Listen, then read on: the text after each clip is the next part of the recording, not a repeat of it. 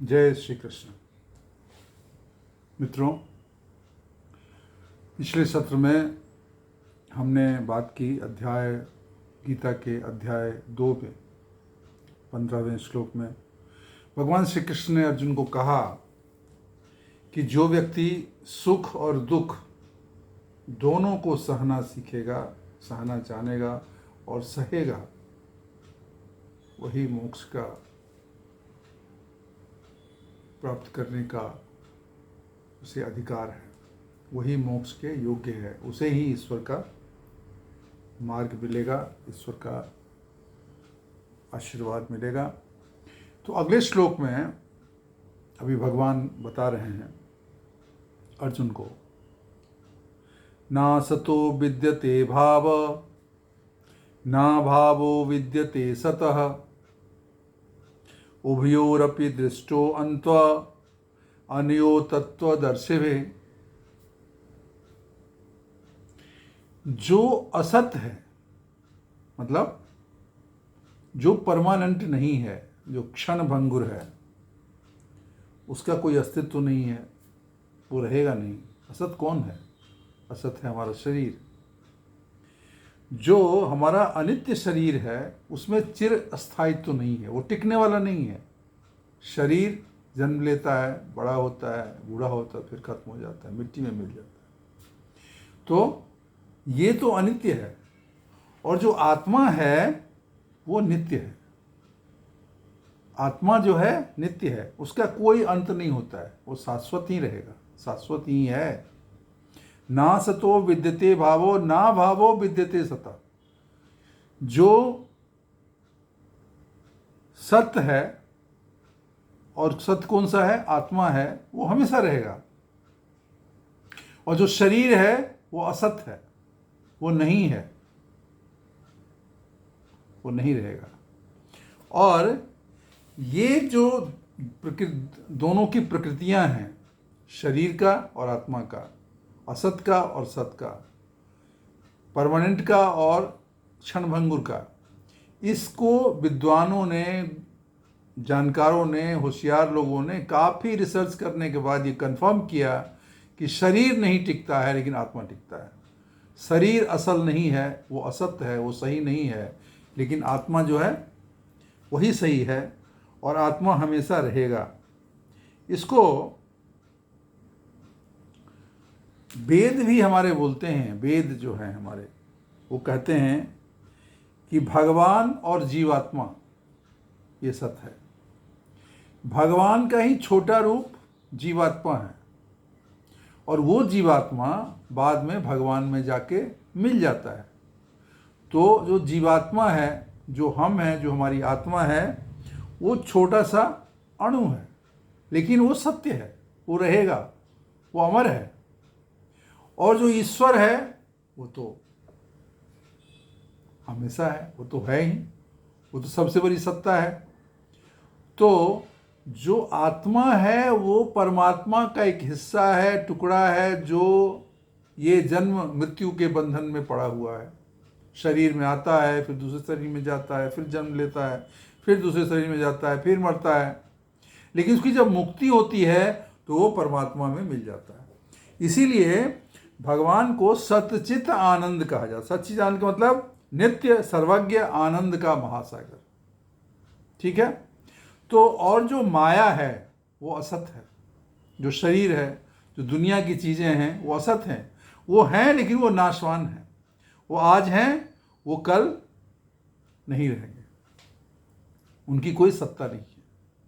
तो आत्मा के महत्व को, आत्मा की अमरता का बोध कराने के लिए भगवान श्री कृष्ण ने अर्जुन को ये चीज़ बताई। आगे देखिए, अविनाशी तु तद्विधि येन सर्वम इदम ततम विनाशम अव्यय अस्य न कश्चित तुम करहति। जो पूरे शरीर में व्याप्त है, येनम सर्वविदम ततम, ये पूरे शरीर में जो व्याप्त है वो आत्मा, वो अविनाशी है, वो विनाश होने वाला नहीं है, वो मरने वाला नहीं है, वो खत्म होने वाला नहीं है। तो वो जो शरीर में व्याप्त है वो शरीर नहीं है, वो आत्मा है। उसको तुम अविनाशी जानो, वो नष्ट नहीं होगा, वो खत्म नहीं होगा। तो जो तुम ये कह रहे हो कि हम कैसे मारें, हम क्या करें, तुम तो खत्म कर नहीं सकते हो, क्योंकि आत्मा का तो नाश होना नहीं है, वो तो नश्वर है नहीं, शरीर नश्वर है। तो तुम किस भाव से, किस विषय के लिए तुम परेशान हो? तो कृष्ण, उनका मुख्य उद्देश्य ये है कि उसको समझाना चाहते हैं कि तुम जो है युद्ध करो। जो तुम मारने के डर से और हम ऐसे कैसे मारें, क्या करें, इस चीज से जो डरते हो, ये तुम्हारा भय ही गलत है, ये कृष्ण कहना चाहते हैं। आत्मा और शरीर, उसके संबंध की व्याख्या कर रहे हैं। आत्मा शरीर में व्याप्त है, ठीक है। आत्मा चेतन है, अर्थात चैतन्य स्वरूप है, और शरीर जो है जड़ पदार्थों से बना हुआ है। शरीर खत्म हो जाएगा, आत्मा खत्म नहीं होगा, वो अविनाशी है। तो इसके लिए मरने का, मारने का भय क्यों? ये कृष्ण उसको, अर्जुन को समझा रहे हैं। इस चीज को और बेहतर तरीके से आगे बताते हैं 18वें श्लोक में। अंतवंतः इमे देहा नित्ययुक्ता शरीरिणः नित्यस्य उक्ता शरीरिणः अनाशिनौ अप्रमेयौ अस्य तस्मात् युद्ध भारत।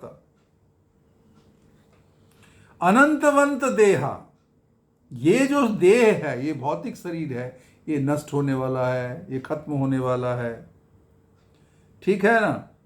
लेकिन जो शरीर में, इस नश्वर शरीर में जो आत्मा है, जो पूरे शरीर में व्याप्त है, आत्मा खाली यहां नहीं व्याप्त है, आत्मा पूरे शरीर में व्याप्त है, पूरे शरीर को घेरे हुए है। तो शरीर तो जड़ पदार्थ से बना हुआ है, लेकिन आत्मा अविनाशी है, और शरीर को आत्मा ही चला रहा है। आत्मा निकल जाएगा, शरीर बेकार हो जाएगा। तो शरीर की कोई महत्ता नहीं है, उसका कोई महत्व नहीं है, उसका कोई मतलब नहीं है। इसलिए शरीर के नाश होने की चिंता तुम मत करो, और इसीलिए हे भरतवंशी, तुम युद्ध करो। घूम फिर के अपनी बात पे आ गए हैं। केवल भौतिक शरीर ही नश्वर है, और शरीर में व्याप्त आत्मा जो है वो अविनाशी है, अपरिमेय है, शाश्वत है, खत्म नहीं होने वाला है, नष्ट नहीं होने वाला है, सनातन है। तो इसके लिए तुम चिंता नहीं करो, और तुम जो है युद्ध करो। तो कृष्ण ऐसा बताते हैं। उनके कहने का मतलब ये है कि तुम इस मोह में मत पड़ो, शरीर के मोह में मत पड़ो। जो शरीर लेके तुम रट रहे हो, इससे मोह में मत पड़ो। जो शरीर में जो व्याप्त आत्मा है, वो अविनाशी है, वो नष्ट नहीं होगा, वो ईश्वर का पार्ट है। एक परमेश्वर है और एक आत्मा है, एक परमात्मा है और एक आत्मा है, और आत्मा अंत में परमात्मा में मिल जाता है। जब तक नहीं मिलता, अपने कर्मों के फल के हिसाब से अलग अलग शरीरों में व्याप्त होता है, और जीवन मृत्यु में घूमता रहता है। इसके लिए तुम इसकी चिंता मत करो। न तुम मार सकते हो, न तुम मर सकते हो, तो किस बात की परेशानी? युद्ध करो, लड़ो। ये कृष्ण अर्जुन को संदेश देना चाहते हैं। तो आज के लिए इतना ही। अगले सत्र में कुछ और चर्चा करेंगे गीता के बारे में, भगवान के अमृत वचन के बारे में, और ज्ञान लेंगे। जय श्री कृष्ण।